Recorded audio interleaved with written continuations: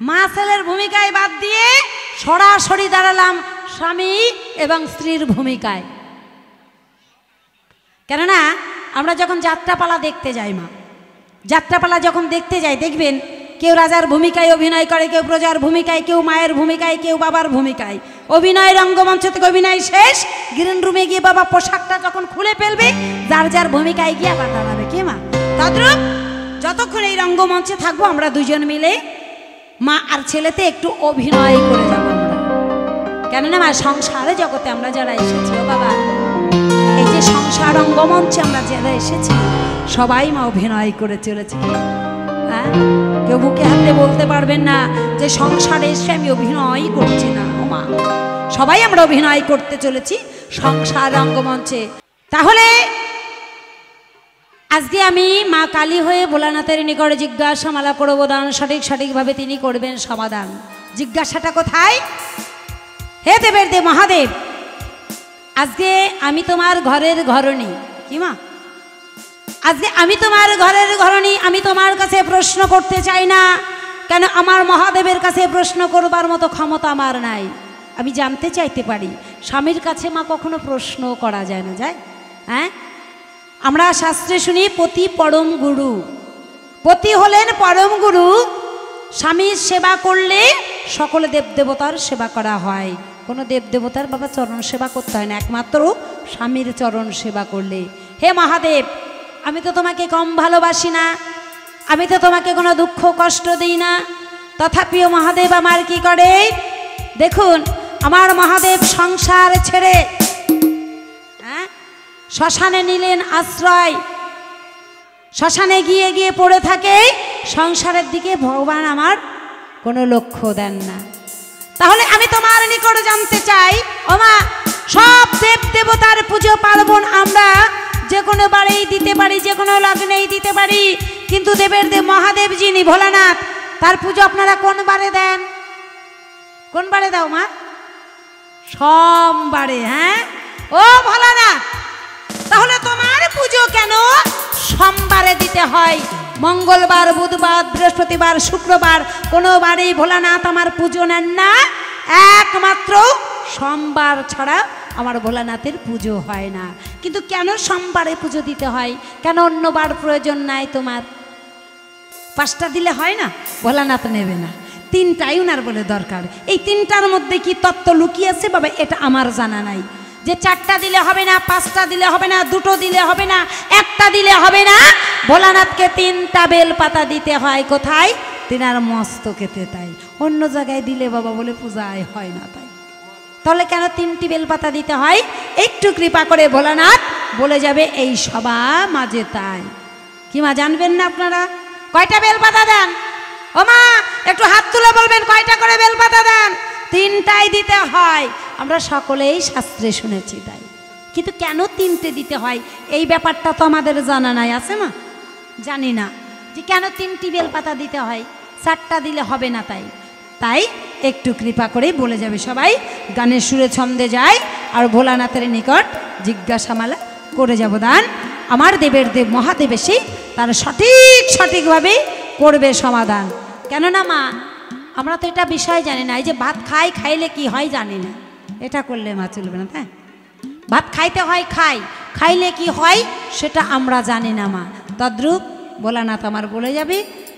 জয় গুরু জয়। গানের সুরে ওরে আমার মনে যারে চাই বন্ধুরে,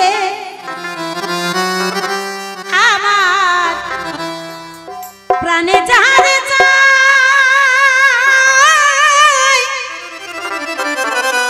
ওরে তারে কি ভুলিতে পারি আমি লোকেরই কথায়। ওরে কল্পনাতে আসরে রে, আমি কল্পনাতে আসরে রে।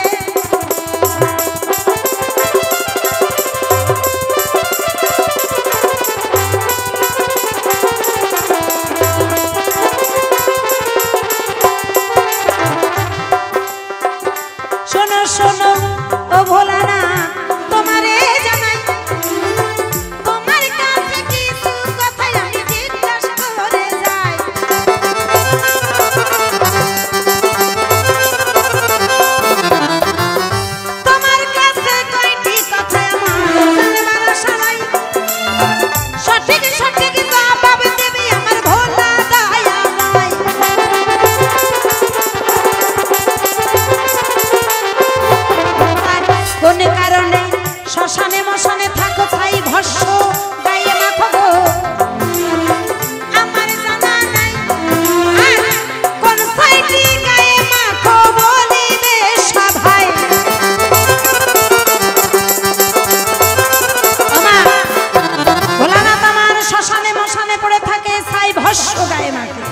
হে দেবের দেব মহাদেব, তোমার নিকট আমার জিজ্ঞাসা, তুমি হলে কৈলাসপতি কি মা? ভোলানাথ আমার কৈলাসে থাকে, এত সুন্দর সোনার কাশি, সোনার কাশি পরিত্যাগ করে ভোলানাথ শ্মশানে নিলেন পায়, গোটা অঙ্গে ভস্ম মাখে তাই। তাহলে তুমি কোন ছাইটা গায়ে মাখো? কিসের ছাই গায়ে মাখো? কোন কারণে ছাই মাখো? একটু কৃপা করে বলবে সবাই, কিসের ছাইটি গায়ে মাখো? আমার জানা নাই, এই কথাটি বলবে আমার ভোলা দয়াময়।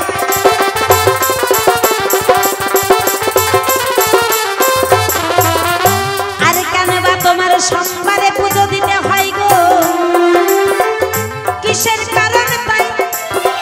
অন্যবারে কেন ভগবান পূজা নেও না তাই?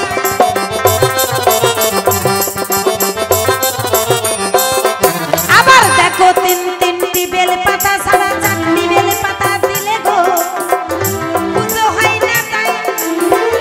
কিসের কারণ তিনটি বেল পাতা লাগে বলিবে সবাই।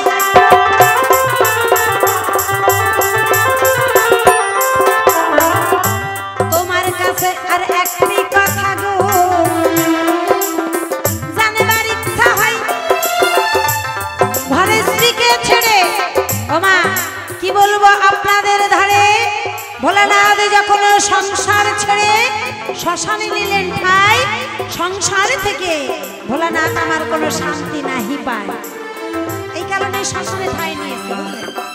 যখন দেবের দেব মহাদেব কি করেন, শ্মশান থেকে যখন ঘরে ফেরে মা কি বলবো আপনাদের ধারে, এমন ভাবে বাবা ভাং গাঁজা ধুতরায় দম দেয়, মানে গাঁজা খায়, এমন ভাবে গাঁজায় দম দেয় চোখ দুটো বাবা জবা ফুলের মতো লাল হয়ে যায়। আমা আপনারাই বলুন তো বাবা, স্বামী যদি গাঁজা খেয়ে ঘরে ফেরে সেই স্বামীর সঙ্গে কথা বলা যাবে না? চোখ দুটো জবা ফুলের মতো লাল হয়ে যায়, নেশায় টোট্টোর করে। একটু যে মনের দুটো সুখ দুঃখের কথা বলবো বাবা, একটু যে সাধনে ভজনে করবো, সে উপায় বাবা না। অমন ভাবে গাঁজা খেলে কি মামা তার সঙ্গে কথা বলা যায়? আসতে ভোলানাথ আমার উঠে মা বলতে পারে, ভোলানাথ উঠে আমার বলতে পারে, সংসার সুখী হয় রমণীর গুণে। কি বাবা? সংসার সুখী হয় রমণীর গুণে। একটা রমণীকে নিয়েই বাবা সংসার সুখের হবে মা? হ্যাঁ, হবে না। সংসার সুখী হয় রমণীর গুণে, গুণবান স্বামী যদি থাকে তার সানে। কি স্বামীটাকেও বাবা গুণবান হতে হবে, তারপরে বাবা সংসারে সুখ আসবে। তা না হয়ে যদি কথাটা একটু উল্টা পাল্টা হয়ে যায়, যে সংসার সুখী হয় রমণীর গুণে, চুল্লু খাওয়া স্বামী যদি থাকে তার সানে। হরে কৃষ্ণ। চারটেখানি কথা। সংসার সুখী হয় রমণীর গুণে, চুল্লু খাওয়া স্বামী যদি থাকে তার সানে, তাহলে সেই সংসারে সুখ আসবে মা? আসবে? যে মায়েদের স্বামীরা খায় তারাই বোধে চুল্লু খাওয়ার অ্যাকশন কত। আমার ভোলানাথের অবস্থা হয়েছে বাবা তাই, যে তুমি গাঁজা ভাং ধুতরা খাও, তাহলে তুমি জীবকে কি শিক্ষা দিলে? জীব কি শিক্ষা পেল? জীব মনে মনে ভাববে, দেবের দেব মহাদেব যিনি কৈলাসপতি, দেবতাদের শ্রেষ্ঠ দেবতা, সেই ভোলানাথ যদি গাঁজা খায় তাহলে আমরা খাবো, তাতে দোষ কিসের হয়? তাহলে তুমি শিকালে পাবলিককে গাঁজা খাওয়া। কি বাবা? তুমি শিকালে পাবলিককে বাবা গাঁজা খাওয়া, তাহলে তুমি গাঁজা কেন খাও? আমি তো তোমাকে অশান্তি দিই না, দুঃখ কষ্ট দিই না মা। স্বামীর সাথে একটু সুখের গল্প বলবো, স্বামীর সঙ্গে একটু সাধন ভজন করব, মনের দুটো কথা বলবো, সেই লগন বাবা কোনোদিনও আমার হয় না। সেই লগনটা আমার জীবনে আসে না বলা না। তুমি তো আমাকে পছন্দ করে বিয়ে করেছিলা, হ্যাঁ? ও আমি কালো বলে তাই? হ্যাঁ, সেই জন্য তুমি আমার কথা নাও না বলে না। কোন কারণে ভাং গাঁজা ধুতরা খাও গো? কিসের কারণে তাই?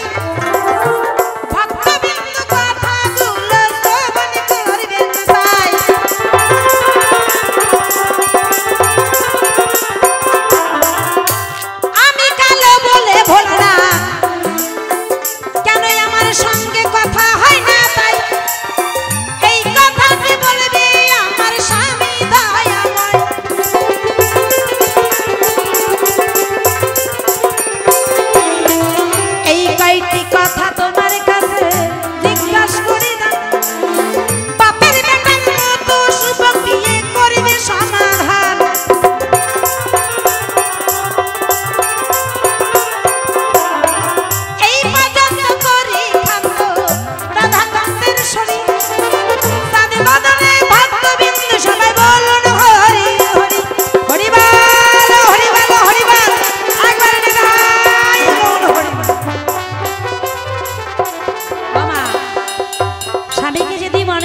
না বলা যায় ও মা, একজন নারী কি করে গো, বাবার বাড়ির আত্মীয় স্বজন পরিজন সকলকে ছেড়েই স্বামীর ঘরে আসে, স্বামীকে মনের সমস্ত সুখ দুঃখের কথা কয়।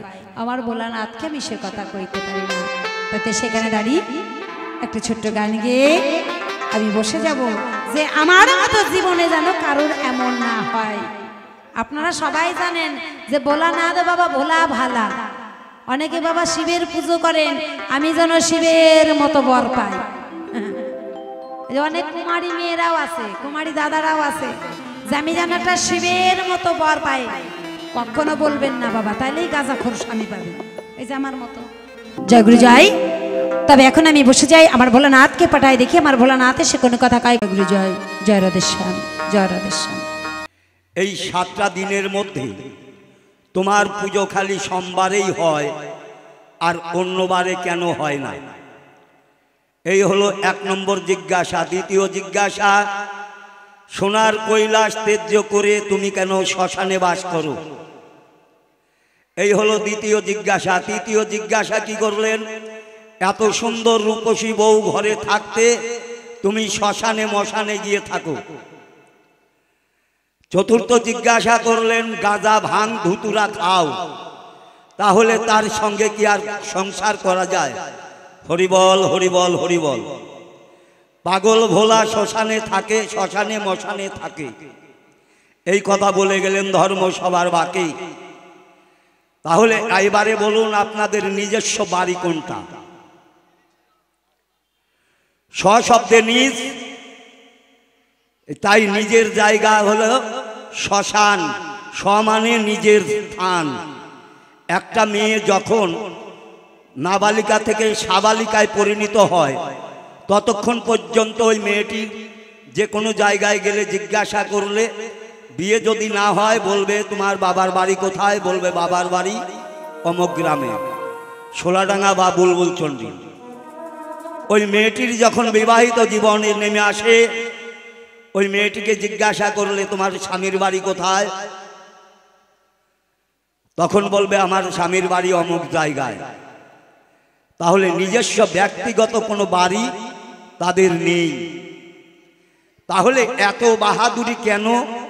তাই একটি গান গাই কবি অমূল্য রতন সরকারের, তারপরে চলে যাব সেই জায়গায় পাগল ভোলা কেন শ্মশানে থাকে, এই কথাগুলি তুলে ধরব আপনাদের সবাবাকে।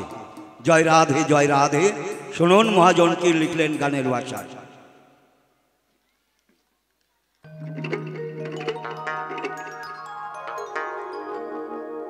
আমরা এই জগতে এসে যতই যৌবনের বাহাদুরি করি না কেন বাবা, একদিন সবাইকে যেতে হবে নিজের জায়গায়, শ্মশানে। ওটাই একমাত্র নিজস্ব জায়গা। তাছাড়া এই জগতে আমার বাড়ি, আমি যদি রাত্রি 12টায় মারা যাই, আমার ছেলে গ্রাম প্রতিবাসী বন্ধু বান্ধব ডেকে রাত্রির ভিতরেই আমাকে বাড়ি থেকে বের করে দেবে। কিন্তু আমি যেই জায়গায় যাব, ওই জায়গায় দিবা রাত্র 24 ঘন্টা পরে থাকলেও ওখান থেকে কেউ আর সরাতে চাইবে না, ইচ্ছা করলেও আর সরাতে যাবেও না। তাই একটি গান গাইছি, শুনুন মহাজন কি বলছে গানের ভাষায়।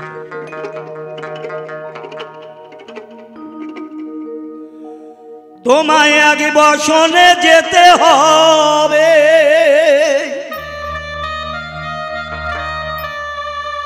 তোমায় আগে বসনে যেতে হবে,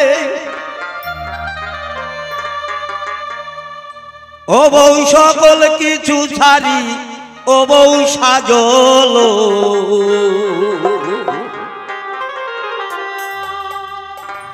গেল রে তোর দিনের বেলা বইয়া। তাই এক বসনে সেই জায়গায় যেতে হবে বাবা।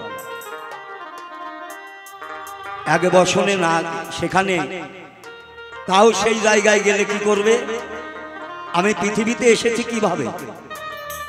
আজকে বাড়িতে এসে এই জায়গায় এসে কত দামি দামি পোশাক ব্যবহার করছি, কিন্তু সেই জায়গায় গেলে, আমার নিজস্ব বাড়িতে গেলে আমি যেমন এসেছি ল্যাংটা, আমাকে যেতেও হবে সেইভাবে ল্যাংটা। তোমায় এক বসনে যেতে হবে, এক বসনে যেতে হবে, সঙ্গারির বাড়ি ও বউ সাজলো, গেল রে তোর দিনের বেলা বইয়া,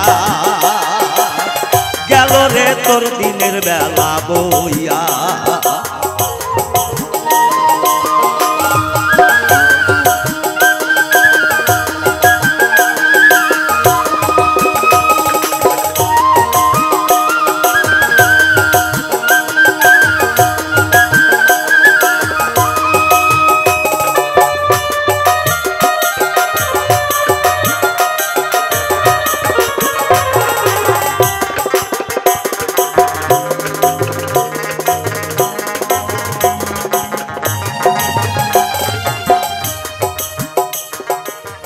কত কাজে ব্যস্ত থাকো ও বউ মস্ত সংসারী, একদিন সব ছেড়ে যেতে হবে স্বামীর বাড়ি।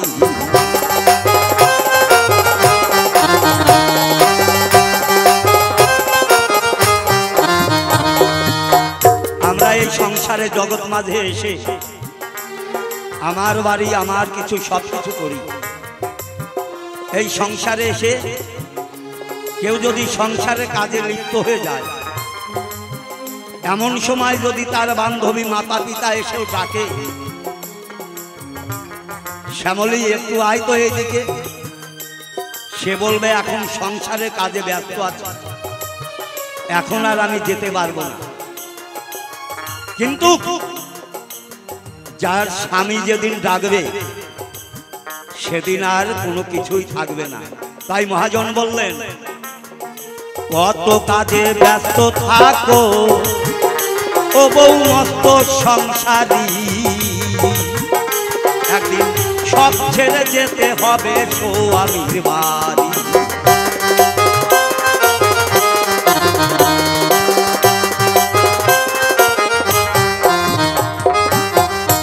বদলের ঘাটে নিয়ে আবার তোমায় শুয়াইবে,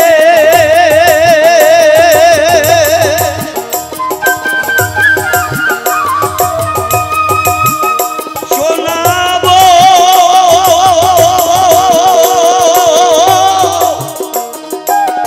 ওলো শোনাবো,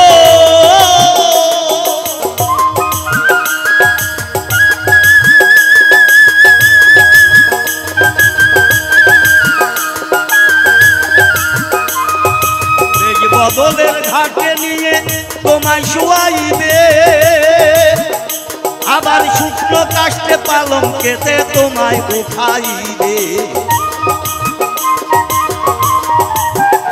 তখন আগুন দিয়ে বলবে সবাই, আগুন দিয়ে বলবে সবাই, হরি হরি বলো, হরি হরি বলো, ও কি বলো রে পুরবী সন্ধানী, পুরবী সন্ধানী এলো।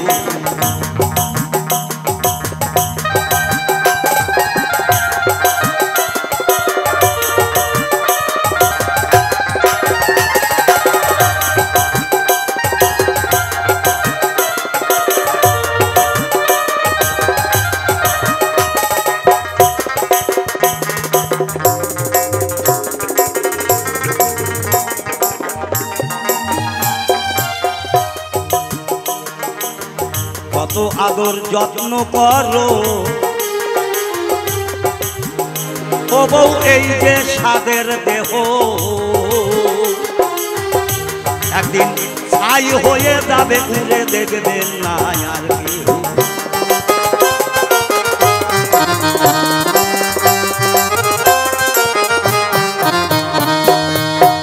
মানব দেহ নিয়ে আমাদের গৌরব অহংকার কত, কিন্তু একদিন আমার এই দেহটাই ছাই হয়ে যাবে,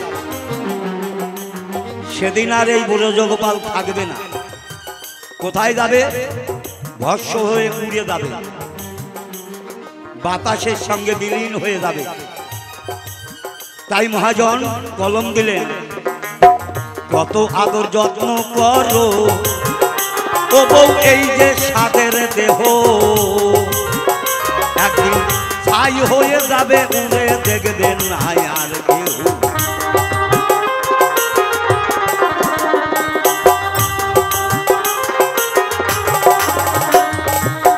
কত কিছু করলে তুমি এই কি করি না,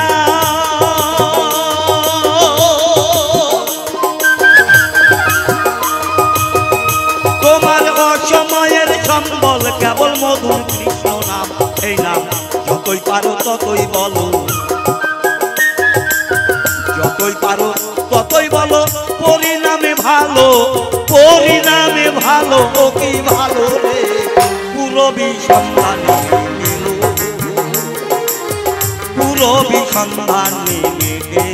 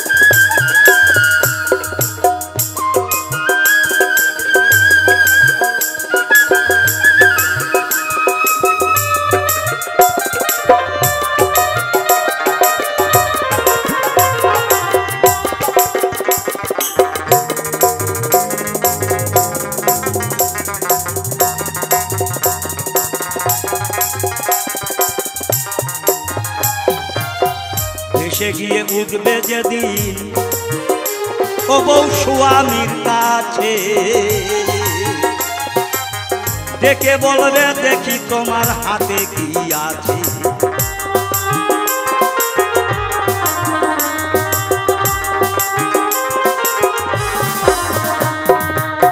ভেসে গিয়ে উঠবে যেদিন ও বউ স্বামীর কাছে, বলবে দেখি তোমার হাতে কি আছে,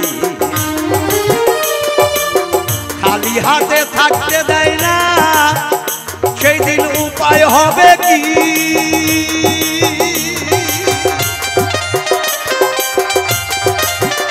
তোমার এই ভবেতে আসতে হবে থাকতে হবে কি, ও তাই অমূল্য কয় আমার দেখি,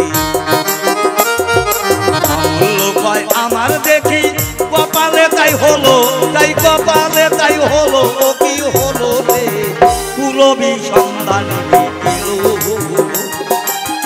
পুরবী সন্ধানে গেল। তোমায় এক বছরেই যেতে হবে, এক বছরেই যেতে হবে, কাজ গোটাইয়া ফেলো, ও কি ফেলো রে পুরবী সন্ধানে গেল, পুরবী সন্ধানে গেল, পুরবী সন্ধানে।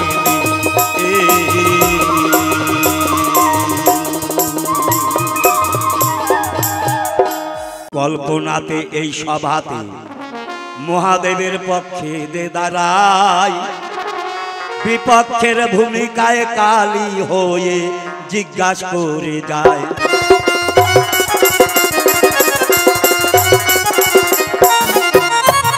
দেবাদি দেবের মহাদেবের পূজা গো কেন সোমবারেতে হয়, এই কথাটা জিজ্ঞাসা করলেন এই না ভর সভায়।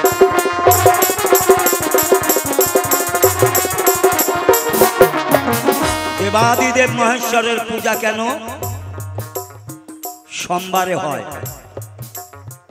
ওমা, আমাদের পৃথিবীতে সর্বপ্রথম দিন কোনটা? মুনি ঋষিগণ লিপিবদ্ধ করে গেছেন, তাই এই 7টা দিনের মাহাত্ম্য আমরা কিছু পাই।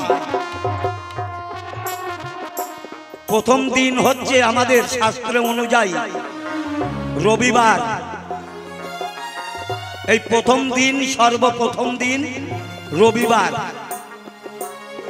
কেন হলো রবিবার?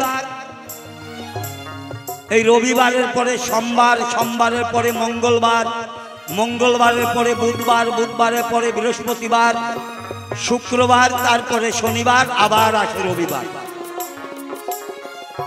তাই ভগবান বললেন, হে জীব, তোমরা যদি পৃথিবীতে রবি, এই হলো রবিবারের জন্ম। যদি পৃথিবীতে রবি, তাহলে সংযত হও। তুমি যদি পৃথিবীতে থাকতে চাও, তাহলে একটু সংযত হও। অর্থাৎ আমি পৃথিবীতে থাকব, সংযত হই। সংযত মানে কি? আমার নিজের কোনো দায় দায়িত্ব থাকবে না। সাধুগুরু বৈষ্ণবের বাণী শুনব, আমি নিজে কোনো অন্যায় অত্যাচার করতে যাব না। সাধুগুরু বৈষ্ণব যে কথাগুলি বলবে, ভাগবত পুরাণ গীতা যে কথাগুলি বলবে, সেই কথাগুলি আমি মেনে চলব। তাহলে রবির পরে সংযত হও। অর্থাৎ আমি পৃথিবীতে এলাম থাকবার জন্যে, পৃথিবীতে থাকবার জন্য এসে আমি সংযত হলাম। অর্থাৎ সোমবারের জন্ম হলো।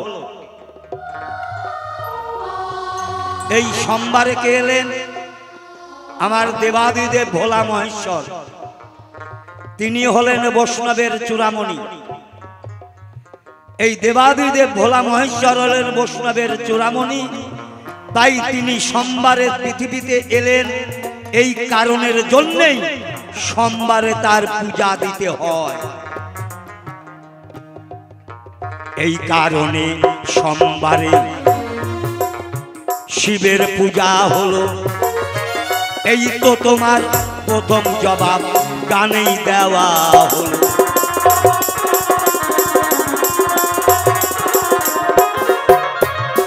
আর এক কথা বললে তুমি গো, এই না ভর সভায় ছাই ভস্য মেখে শশী অঙ্গে মাগো ছাই।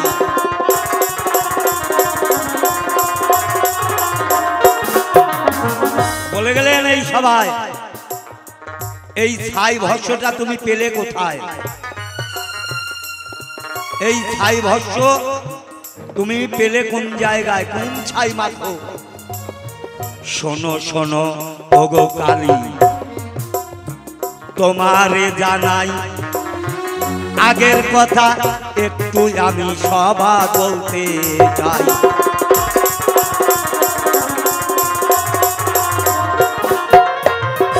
আদি শক্তি নামে এক শক্তি ছিল গো, কথা মিথ্যা নয়। শক্তির গর্ভে তিনজন নারী জড়িল জন্মায়।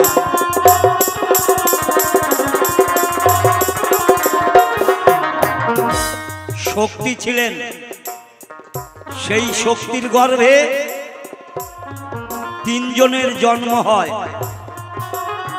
কে কে? ব্রহ্মা, বিষ্ণু আর দেবাদিদেব মহেশ্বর। এই ব্রহ্মা, বিষ্ণু এবং দেবাদিদেব মহেশ্বর জন্ম হলো কার গর্ভে? শক্তির গর্ভে, একজন নারীর গর্ভে। বেশ কিছুদিন যাবার পর ওই শক্তির একদিন কামনা বাসনা জাগলো। এই পৃথিবীতে পুরুষ বলতে আর কোথাও নেই। পুরুষ তিনজন পায়, ভোলানাথ, বিষ্ণু আর ব্রহ্মা। এই তিনজনকে যখন পেলেন, তিনজন তিন ধামে গেলেন। সর্বপ্রথম শক্তি মনে মনে চিন্তা করলো, তাই আমি নারী, আমার একজন পুরুষের দরকার। আমার দেহে কামনা বাসনা জাগ্রত, তাহলে এই কামনা বাসনা নিবারণ করবার জন্য আমি আগে কার কাছে যাই? সর্বপ্রথম ব্রহ্মার কাছে। ওই শক্তি গেল ব্রহ্মার কাছে, দিয়ে শক্তি মিনতি জানালো।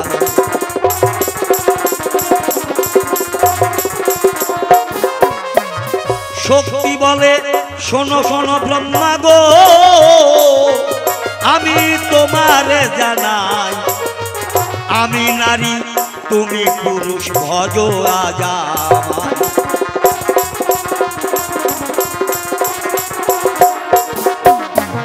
হে ব্রহ্মা, আমি নারী আর তুমি পুরুষ, তোমার কর্তব্য, একজন পুরুষের কর্তব্য নারীর ঋতু রক্ষা করা। তাই আমি ঋতুবতী, আমার ঋতুকে রক্ষা করো তুমি ব্রহ্মা। ব্রহ্মা বলছে অসম্ভব দেবী, আমি এটা পারবো না, কারণ তুমি আমার মা, তুমি আমার জননী, জননী জন্মভূমি স্বর্গাদপি গড়িয়েছি। যে মায়ের গর্ভে আমি জন্ম নিয়েছি সেই মাকে আমি ভজনা করা আমার দ্বারাই সম্ভব নয়। তাই তুমি বিষ্ণুর কাছে চলে যাও। এই কথা বলিয়া ব্রহ্মা শক্তিকে বিদায় দিল। ধীরে ধীরে শক্তি তখন বিষ্ণুর কাছে গেল।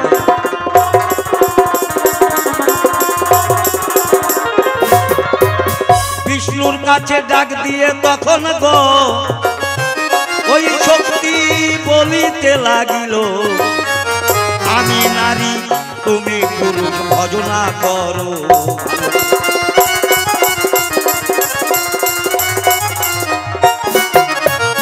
শক্তি গিয়ে বিষ্ণুর কাছে গিয়ে বললেন, হে বিষ্ণু,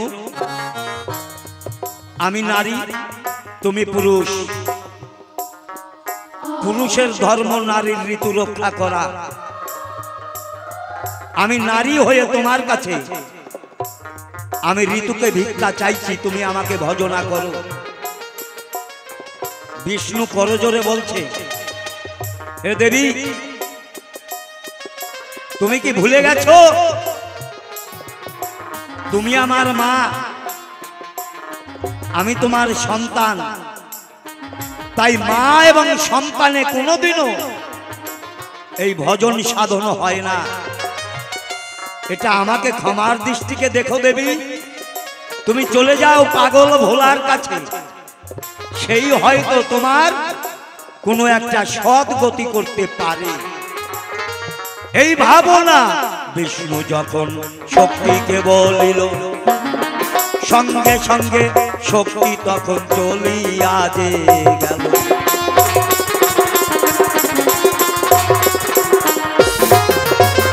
ধীরে ধীরে শক্তি তখন গো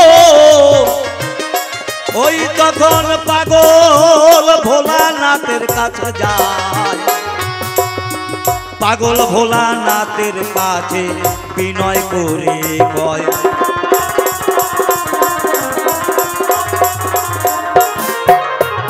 পাগল ভোলানাথের কাছে গিয়ে বলছে,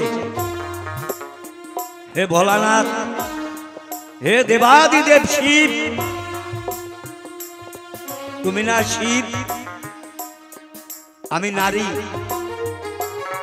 তাই আমার কামনা বাসনাকে তুমি রক্ষা করো। তুমি একজন পরম পুরুষ, আমার দেহে কাম এসেছে, এই কামকে রক্ষা করো। আর এই কামকে রক্ষা করাই পুরুষের একমাত্র ধর্ম। ভোলানাথ তখন করজোরে বলছে, মা, তুমি না আমার জননী, তুমি না আমার মা। শক্তি তৎক্ষণাৎ বললেন, হে ভোলানাথ, আমি তোমার কোনো কথাই শুনতে চাই না। আমার যদি ঋতু রক্ষা না হয় আমি তোমাকে অভিশাপ দেব। পাগল ভোলানাথ পড়ে গেলেন তখন বিভ্রান্তে। চতুর্দিকে জলময়, জলমগ্ন, এই পৃথিবী তখন সৃষ্টি হয় নাই। পাগল ভোলানাথ যখন বিভ্রান্তে পড়ে গেলেন তখন পাগল ভোলানাথ বললেন, ওমা, আমি তোমাকে রক্ষা করতে পারি, তবে আমার একটা শর্ত। কি শর্ত?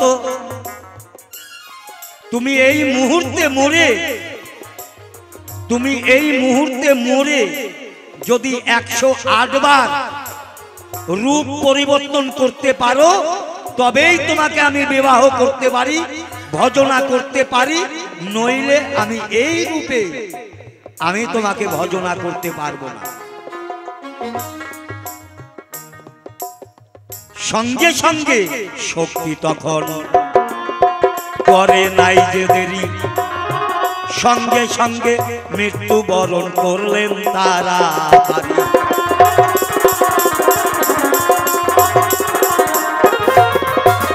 যখন দেবী ওই শক্তি যখন মৃত্যুবরণ করলেন, ওই দেহটাকে তো পোড়াতে হবে। কোথায় পোড়াবে? দক্ষিণ উরু। এই উরুর উপরে রেখে তখন দাহ যে করিল, উরুর ছাই পাগল ভোলা গায়েতে মাখিল। হৃদয় গৌর হরি বল, হরি বল। কালী, আমি তোমাকে খুলে বলি, এটা অন্য কোনো ছাই নয়। আলতা, স্নো পাউডার, দামি দামি সেন্ট গায়ে ব্যবহার করলে এই দেহে কামের সত্তা জাগবে। আর কোন ভক্ত, কোন মুনি, কোন ঋষি, কোন ব্যক্তি যদি এই যে আমাদের এখানে যজ্ঞ জ্বলছে, এই যজ্ঞের ছাইও যদি গায়ে মাখে, আমি চ্যালেঞ্জ করে বলতে পারি আজকের রাত্রিতেই তার প্রমাণ হয়ে যাবে। দেহে যতটা কাম থাকবে, আজকের রাত্রির মধ্যে ওই কামটুকু থাকবে না। এই কারণের জন্য পাগল ভোলা এই কামকে নিবারণ করবার জন্য শ্মশানে গিয়ে, শ্মশান মানে নিজের স্থান, সেই জায়গায় গিয়ে এই ছাই ভস্য গায়ে মাখে। আর এই উরু থেকেই হলো 108 বার দাহ করলো, 108 বারের ছাই ভস্য গায়ে মেখে নিল। এই উরু থেকে রক্ত হলো, এই উরু থেকে যেই রক্ত বেরোলো, ওই রক্ত দিয়ে হলো আমার মা বোনেদের বিবাহিত জীবনের সিঁদুর। বর্তমান সমাজে তো সিঁদুর উঠেই গেছে। এখন কপালে নেয় টিপ আর বাথরুমে যায় লাগায় ঢিপ। আর বাবা সিঁদুরের দাম কেউ দেয় না। হরিবল, হরিবল। তাহলে পাগল ভোলানাথের উরু থেকে রক্ত আর মা শক্তির ছাই এই পাগল ভোলা নিজের গায়ে মাখায়। অনেক আছে, অত দূরে আর যাব না, খুব সংক্ষেপে বলছি। এই কারণে পাগল ভোলা ছাই ভস্য নিল, কামের জ্বালা দুরভিষত ভোলা ইহাই যে করিল।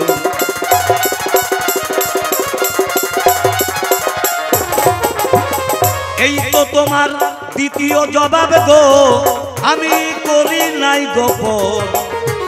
গুরুর দেওয়া তত্ত্ব কথা করলাম বিশ্লেষণ।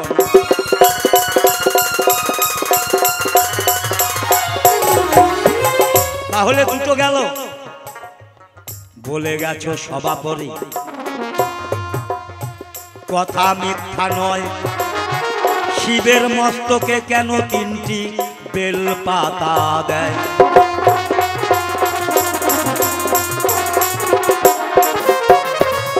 এই বেল পাতা কেন দেয়?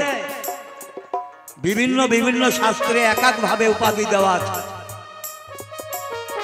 এখানে 3টিই লাগবে। আমি প্রথমে কি বললাম? ব্রহ্মা, বিষ্ণু, মহেশ্বর ছিল কোথায়? 3 জন 3 দিকে। কোন দিকে? একজন পূর্ব দিকে, একজন পশ্চিম দিকে, আর একজন উত্তর দিকে। দক্ষিণ দিকটা মহাসাগর। এই দক্ষিণ দেশে কোনো কিছু নেই। তাহলে 3 জন। পূর্ব দিকে কে? বিষ্ণু। পশ্চিম দিকে কে? ব্রহ্মা। উত্তর দিকে কে? দেবাদিদেব মহেশ্বর। শত রজ তম গুণে তিনটি পাতা হয়। এই কারণে শিবের মাথায় তিন বেল পাতা দেয়।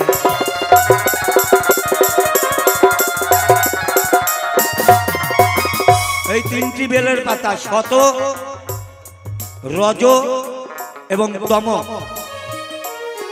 শতগুণে কে? শতগুণে কোথায় থাকে? দেখবেন মূর্তি যখন বসায়, আগে ব্রহ্মা, মাঝখানে হলো বিষ্ণু, বিষ্ণুর বাম ভাগে হলো দেবাদিদেব মহেশ্বর। ওমা বেলের পাতা কেমন? আগে ব্রহ্মা, মাঝখানেরটা বিষ্ণু, আর ডান সাইডেরটা পাগল ভোলানাথ। এই হলো শত, রজ, তম। এই তিনটি গুণ দিয়ে পাগল ভোলানাথের পূজা করা হয়। আর কলিতে সেই তিনটি গুণ এলো ঠাকুর ত্রিনাথ রূপে। পাগল ভোলানাথ প্রেমানন্দে হরি বল, হরি বল।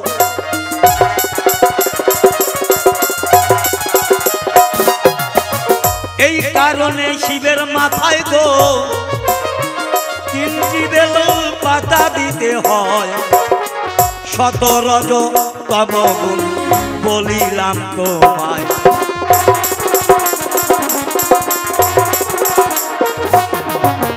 তাহলে তিনটি জিজ্ঞাসা গেল। আবার আর একটা কথা বলেছে, গাঁজা ভাঙ খায় শিব। আর এক কথা বললে তুমি সবার বিদ্যমান, সেই কথাটি দেব আমি তাহার গো প্রমাণ।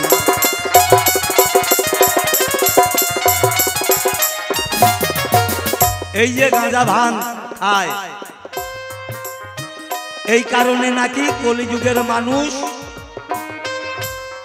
গাঁজা ভাঙ আর চুল্লু খেয়ে বেড়ায়। না কালী, শিব গাঁজা খায় কবে? কে বলেছে গাঁজা খায়? শিক্ষিত সমাজ। আমি বাবা লেখাপড়া কিছুই জানি না। বাংলাদেশ থেকে এসেছি 1965 সনে। আমার লেখাপড়া কোনো কিছুই হয়নি। আর বাবার সুপুত্র ছিলাম তো, স্কুলে পাঠালে পরে মাঠের মধ্যে গিয়ে বসে থাকতাম। এই জন্য আমার মতন পণ্ডিত আর কেউ নাই। আমি যতটা লেখাপড়া জানি, কলেজে কলম ভাঙে 40 খানা।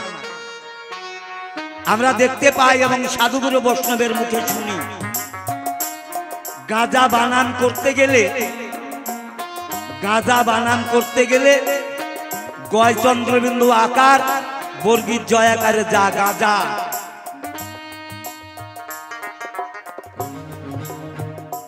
গয় চন্দ্রবিন্দুর আকার, বর্গীর জয় আকারে যা গাঁজা। কিন্তু দেবাদিদেব মহেশ্বর কি গাঁজা খেয়েছে? না। আমার মতন জীবের ভোম তিনি শ্মশানে বসে জাগিয়েছেন। বর্গীর জয় চন্দ্রবিন্দুর আকার আর গয়াকারে গা কি হয়? জাগা। কাকে জাগা? কালীর বসবাস কোথায়? চতুর্দল পদ্মে মূলাধারে। সেই কালীকে জাগ্রত করতে বলেছে। তাই জাগা জাগা জাগা, এই জাগা জাগা বলতে বলতেই যে যাজন করে আমার সাধুগুরু বৈষ্ণব প্রাণায়াম করে জাগায়। এই জাগানো জিনিসটাই আমরা ভেবে নিয়েছি জাগা জাগা করতে করতেই গাঁজা গাঁজা হয়ে গেছে। হরিবল হরিবল। শিবের অলৌকিক লীলা, এই লীলা বোঝা বড় দায়। তাই আমি বলি শিব সদা সর্বক্ষণ। তাই তার ভগবানকে জাগ্রত করবার জন্য শ্মশানে বসে, যেটা নিজের স্থানে বসে সদা সর্বক্ষণ ভগবানকে জাগ্রত করে গেছে। আর আমার মতন মানুষ ভাবলাম শিব মহাদেব গাঁজা খেয়ে পড়ে আছে। এই কারণে গাঁজা নয় জাগা হবে বলে তোমার ধারে। এই তো তোমার কথা জবাব দিলাম এই আসরে।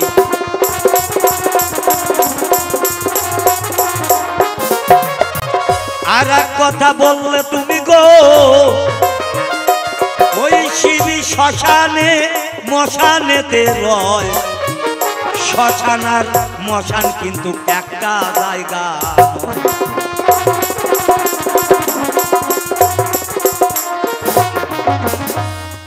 ওমা, আমরা দেখি বর্তমান বুলবুলচন্ডী শ্মশানে, আমরা বুলবুলি অঞ্চলের মানুষ, একটা মানুষ মারা গেলে ওই শ্মশানে নিয়ে গিয়ে দাহ করে। তাহলে এটা হলো শ্মশান। আর একটা আছে কি মশান। মশানটা কি? মশানটা যার যার বাড়ি। এই মশানে শিব থাকে না। এই মশানে কি করে আমার সনাতন ধর্মের মায়েরা সূর্য ওঠার সময় ঘুম থেকে উঠে সূর্য ওঠার আগে আঙিনায় ঝাড়ু দেওয়ার আগেকার দিনে দেখতাম গোবর ছড়া দেয়। এটাই নিয়ম। আগেকার দিনে দেখতাম গোবর ছড়া দিয়ে সূর্য উদয়ের আগ মুহূর্তে, ব্রহ্ম মুহূর্তে ওই বাড়িটাকে পরিষ্কার করতে হয়। কারণ ওই বাড়িতে আমার বাবা রাত্রিতে মারা গেছে বলেই আমার মতন ব্রজগোপাল এই সাধুগুরু বৈষ্ণবের দর্শন পেলাম। তাহলে ওই বাড়িটাকে আগে পবিত্র করতে হবে। পবিত্র করতে গেলে কি লাগে? গোবর ছড়া জল লাগে, তবেই ওই বাড়িটা পবিত্র হয়। ওই বাড়িটা যতক্ষণ পর্যন্ত অপবিত্র থাকবে, কোন দেব দেবতা দেবী কোনো কিছুই ওই বাস করতে পারে না।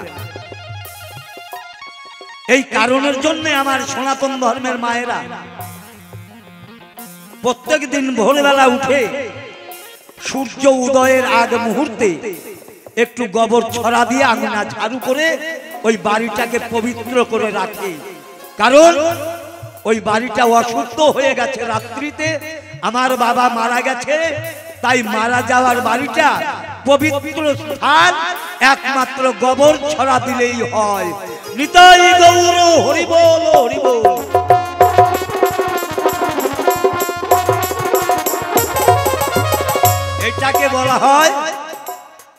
এটাকে বলা হয় মশান। এখানে শিব ঠাকুর থাকে না। যেখানে প্রত্যেক দিন মানুষ মরে ওই জায়গায় শিব ঠাকুর থাকে না। থাকে কোথায়? থাকে শ্মশানে, যেটা নিজের স্থান।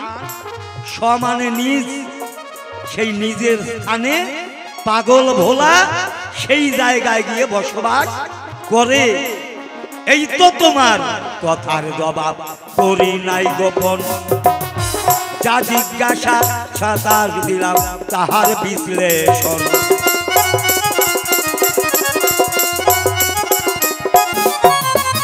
প্রথমবারে তবে কেন গো আমি বলতে যাব বেশি, বেশি বললে কালি হয়তো হবে।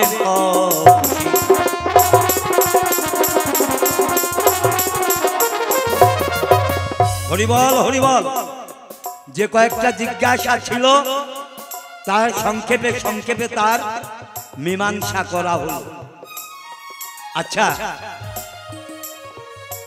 দেবাদিদেব ভোলা মহেশ্বর, পার্বতী পরিষ্কার, আমরা দশ মহাবিদ্যার মধ্যে পাই। দশ মহাবিদ্যার মধ্যে আমরা বিভিন্ন ধরনের মায়েদের দেখতে পাই। সেখানে কিন্তু কালো কুৎসিত কেউ নাই। আমি জানতে চাই, আচ্ছা কালী, তোমার গায়ের রং কেন কালো? তোমার জন্ম কি অমাবস্যায় হলো? একটু খুলে পরিষ্কার করে বলো, গায়ের রং কেন তোমার কালো যে হইল? প্রথম প্রশ্ন তোমার কাছে জানবার আশা রইল।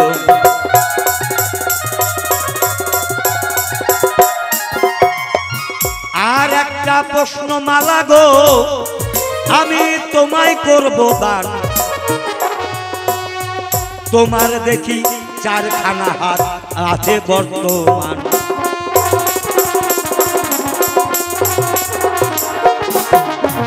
আমরা বেশিরভাগ দেব দেবতার দেখি দুটো হাত, কিন্তু আমার কালীর চারটি হাত।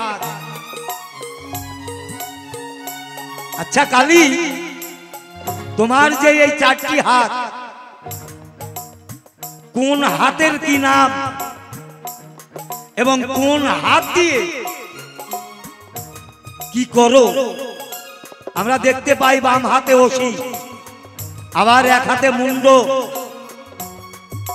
এক হাতে আবার এইভাবে দেয়া আছে, আবার এক হাতে এইভাবে আছে।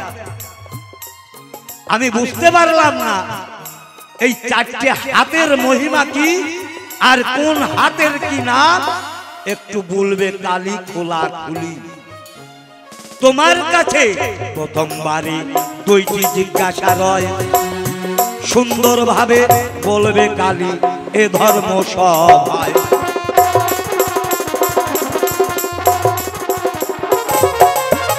তবে আর বেশি কথা গো বলবো না, ছেড়ে দিয়ে যাব আমার কাব্য আলোচনা।